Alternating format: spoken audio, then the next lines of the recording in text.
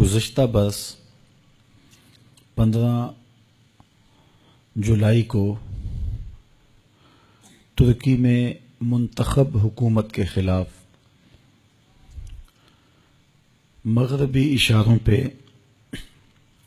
فوجی بغاوت کی گئی، جس کو وہاں کی غیور عوام نے بھرپور مزاحمت کے ساتھ کچل دیا، اور یہ ایک شاندار اقدام تھا ترک قوم کا۔ اس سلسلے میں بہت سارے لوگ ٹینکوں تلے روندے بھی گئے اور انہوں نے قربانیاں بھی پیش کی۔ ایک سال گزرنے کے بعد اس دن کو ترک سربراہ رجب طیب اردگان نے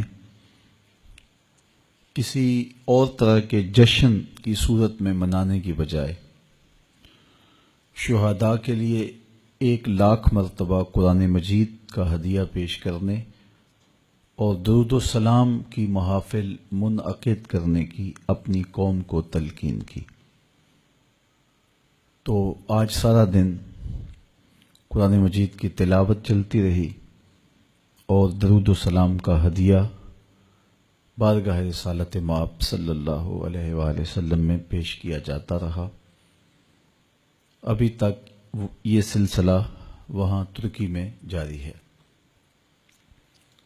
ترکوں کے ساتھ پورے عالم اسلام کے دل دھڑکتے ہیں، اس لیے کہ انہوں نے ایک طویل عرصہ عالم اسلام کی قیادت کی، اور جب ترک حکمران تھے تو امت مسلمہ باوقار زندگی گزار رہی تھی، لیکن پھر اغیار کی سازشوں نے مسلمانوں کو تقسیم کرنے کے لیے جغرافیائی تعصب کو ابھارا۔ عربوں کو مسٹر ہیمفر نے، لارنس آف عربیہ نے اپنے 4,000 جاسوسوں کے ساتھ یہ باور کروایا کہ تم عرب ہو اور ترک عجم ہیں اور تمہارے اوپر ان کی حکومت ہے۔ تو جگہ جگہ سے بغاوتیں کھڑی ہوئیں۔ تو ترکوں نے یہ سوچا کہ ہم بالخصوص حرمین طیبین میں قتل و غارت نہیں کریں گے، اور انہوں نے پسپائی اختیار کر لی، اور پھر مختلف ٹکڑیوں کے اندر امت مسلمہ بانٹ دی گئی۔ یہ جب ان کی پسپائی ہوئی اور سلطنت عثمانیہ ٹوٹی، اس وقت پاکستان نے بہت زیادہ حصہ لیا۔ اس وقت پاکستان تو نہیں تھا، متحدہ ہندوستان تھا، تو یہاں تحریک خلافت چلی۔ ترک آج بھی بر صغیر پاک و ہند کے لوگوں کو قدر کی نگاہ سے اس لیے دیکھتے ہیں کہ یہ کھڑے ہوئے اور خلافت کی بحالی کے لیے انہوں نے کوشش کی۔ اقبال خون کے آنسو رویا، دیکھ مسجد میں شکست رشتہ تسبیح شیخ، اور بت کدے میں برہمن کی پختہ زناری بھی دیکھ، چاک کر دی ترک نادان خلافت کی قبا، سادگی مسلم کی دیکھ اوروں کی عیاری بھی دیکھ۔ تو وہ ایک دردناک وقت تھا، ایک دکھی زمانہ تھا جب امت مسلمہ یتیم ہو گئی اور ان کی وحدت پارا پارا ہو گئی۔ اتا ترک نے، جو کہ نمائندہ تھا ان لوگوں کا، ترکی کے اندر مذہب کی تعلیمات کو مسخ کیا۔ پھر وہ وقت بھی آیا کہ وہاں داڑھی رکھنا جرم قرار پایا، عورت کے لیے برقع پہننا جرم قرار پایا، اور اسلامی تشخص کو مٹایا جانے لگا۔ مدارس دینیاں کلیتاً ختم کر دیے گئے۔ پوری ترکی میں ایک مدرسہ بھی دینی مدرسہ قائم نہ رہا۔ کوئی کہتا ہی نہیں تھا کہ ترکی میں دوبارہ اسلامی قوتیں جو ہیں وہ نشو و نما پائیں گی۔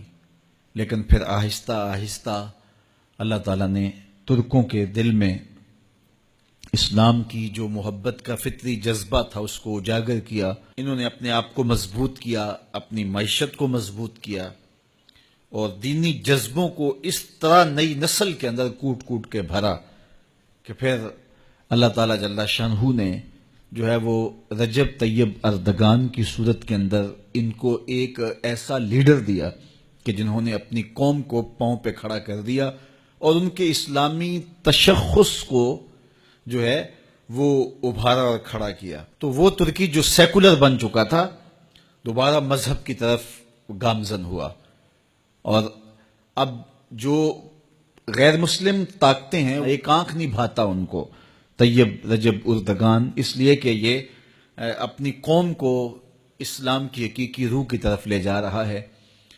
تو اس لیے انہوں نے فوجی بغاوت کروائی کہ اس کی حکومت کا تختہ الٹ دیا جائے، جس طرح مصر میں ہوا. لیکن قوم ساتھ تھی تو وہ پوری قوت کے ساتھ کھڑی ہو گئی، انہوں نے بغاوت کو کچل دیا. طیب اردگان آج جو ہے وہ ان شہیدوں کی قبروں پہ گیا اور وہاں جا کے اس نے خود تلاوت کی، فاتحہ پڑھا، اور پھر سرکاری سطح پہ جو ہے وہ درود و سلام کا اس نے آغاز کیا اور تقریبات منعقد ہوئیں.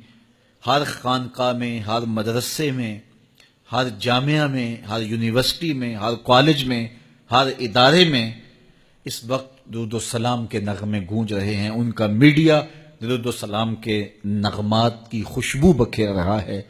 چونکہ پاکستان کا رشتہ بہت گہرا ہے، پاکستانی قوم ٹوٹ کے پیار کرتی ہے، چونکہ وہ حضور کے بہت زیادہ محبت کا ربط اور رشتہ رکھنے والے ہیں. تو یہ صرف محبت کا اظہار ہے، ترکوں کے ساتھ اپنے پیار کا اظہار ہے. ہم نے اپنے طلباء کے ساتھ درود و سلام کے ماحول میں اس لمحے کو، اس وقت کو گزارنے کا ارادہ کیا.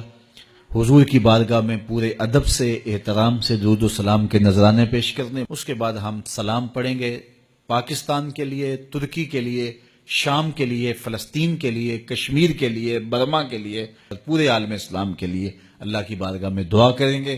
اللہ اسلام کو غلبہ دے.